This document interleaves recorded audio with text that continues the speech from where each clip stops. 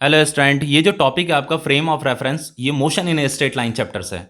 अगर आपको motion in a straight line chapter के टॉपिक ब्रीफली पढ़ने हैं तो उसके लिए मैंने लिंक आपको डिस्क्रिप्शन बॉक्स में दिया है, वहां से भी आप इस चैप्टर के टॉपिक पढ़ सकते हैं। चलिए टॉपिक स्टार्ट करते हैं। देखिए, सबसे पहले ये जो फ्रेम ऑफ रेफरेंस है, हमें फ्रेम ऑफ रेफरेंस की जरूरत क्यों पड़ती है। सपोज करके कोई बॉडी मोशन कर रही है, अगर आपको उस मोशन की स्टडी करनी है तो उसकी स्टडी करने के लिए हमें फ्रेम ऑफ रेफरेंस की जरूरत पड़ती है। बिना फ्रेम ऑफ रेफरेंस के आप किसी भी मोशन की स्टडी नहीं कर सकते। अब देखो, ये जो फ्रेम ऑफ रेफरेंस है, सबसे पहले ये फ्रेम ऑफ रेफरेंस बनता कैसे करके है, इसे बनाया कैसे जाता है। तो फ्रेम ऑफ रेफरेंस जो होता है तीन चीजों से मिल करके बनता है। एक आपका कोऑर्डिनेट एक्सिस होता है, एक आपका ऑब्जर्वर होता है। ऑब्जर्वर का मतलब ये होता है कि मोशन हो रहा है, मान लो कोई मोशन हो रहा है और उस मोशन को कोई पर्सन ऑब्जर्व कर रहा है, उसकी स्टडी कर रहा है। तो जो पर्सन उस मोशन को ऑब्जर्व कर रहा होगा उसे ऑब्जर्वर बोला जाता है, मतलब पर्सन की बात हो रही है यहाँ पे। And having a clock with him, और उसके पास एक घड़ी भी होनी चाहिए। तो ये जो तीन चीजें हैं, ऑब्जर्वर, कोऑर्डिनेट एक्सिस और क्लॉक, इन तीन चीजों से मिलकर के ये फ्रेम ऑफ रेफरेंस बनता है। अब देखो, इस डेफिनेशन को पढ़ते हैं।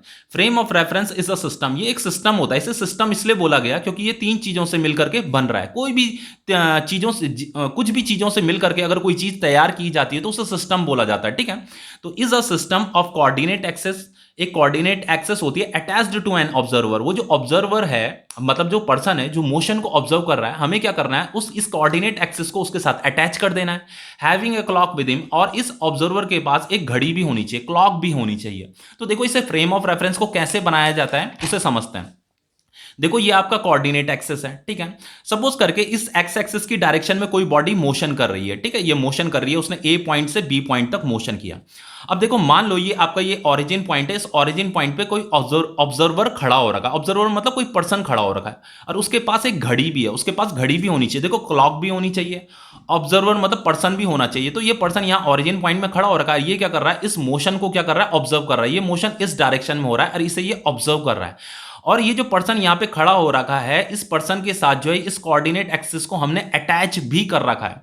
देखो, हकीकत में इसे अटैच नहीं करना है, ये हमें ऐसे इमेजिन करना है कि कोई भी ऑब्जर्वर अगर मोशन को ऑब्जर्व कर रहा है तो आपको यहां पे कोऑर्डिनेट एक्सिस अटैच कर देनी है, मतलब ऐसे इमेजिन करना है आपको, ठीक है।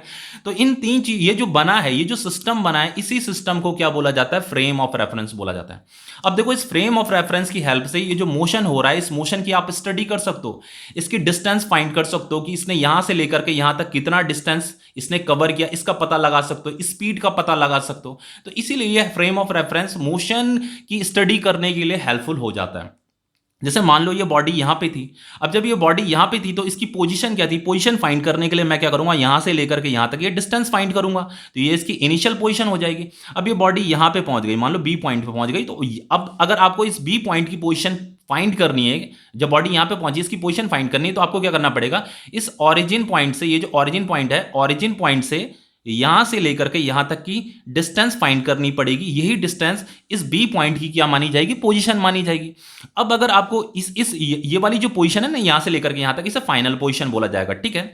ये आपकी यहां से लेकर के यहां तक इनिशियल पोजीशन है, और ये वाली आपकी फाइनल पोजीशन है। ये आपका फाइनल पॉइंट था, ये आपका इनिशियल पॉइंट था, इसलिए इसे इनिशियल पोजीशन बोला, और फाइनली वो यहां पे पहुंच गई तो ये आपका फाइनल पोजीशन है। तो हमेशा याद रखना, किसी भी कोई भी बॉडी, मान लो यहां पे अगर आपको उसकी पोजीशन फाइंड करनी है, तो पोजीशन फाइंड करने के लिए हमें क्या करना पड़ता है, यहां ऑरिजिन से लेकर के यहां तक उसका डिस्टेंस मेजर करना पड़ता है। अगर इस पॉइंट का पोजीशन फाइंड करना है तो फिर आपको क्या करना पड़ेगा, इस ऑरिजिन पॉइंट से यहां से लेकर के यहां तक डिस्टेंस मेजर करना पड़ेगा।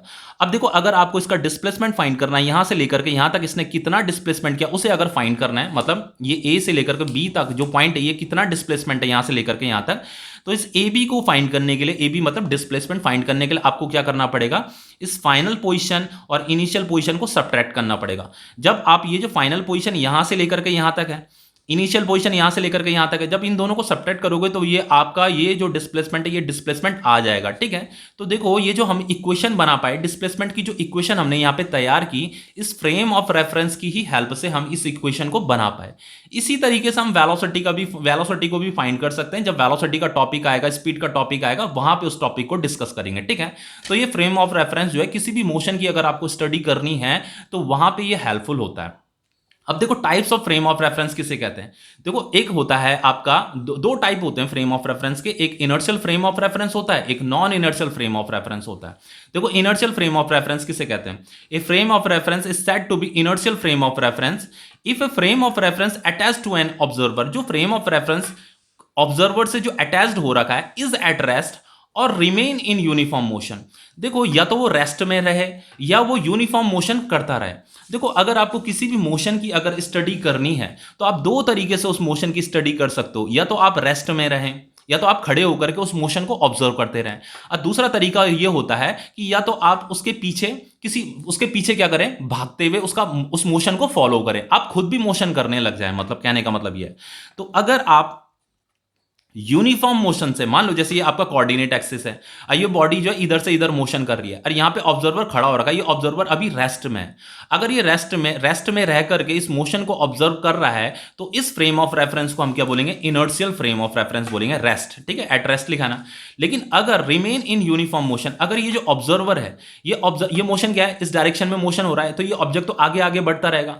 अब ये ऑब्जर्वर क्या करता है, अगर इस मोशन का पीछा करने लग जाए, वो भी अगर यूनिफॉर्म मोशन से इसका पीछा करने लग जाए, तो ये जो कोऑर्डिनेट एक्सिस के साथ अटैच है, ये भी क्या करने लग जाएगी, मोशन करने लग जाएगी। ये कोऑर्डिनेट एक्सिस भी इस ऑब्जर्वर के साथ जो है कांस्टेंट स्पीड से मोशन करने लग जाएगी।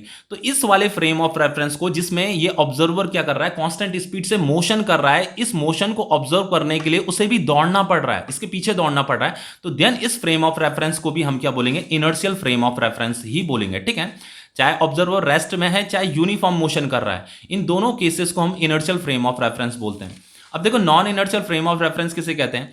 ए frame of reference is said to be non inertial frame of reference if a frame of reference attached to an observer is moving with non uniform speed. Non uniform speed का मतलब होता है variable speed.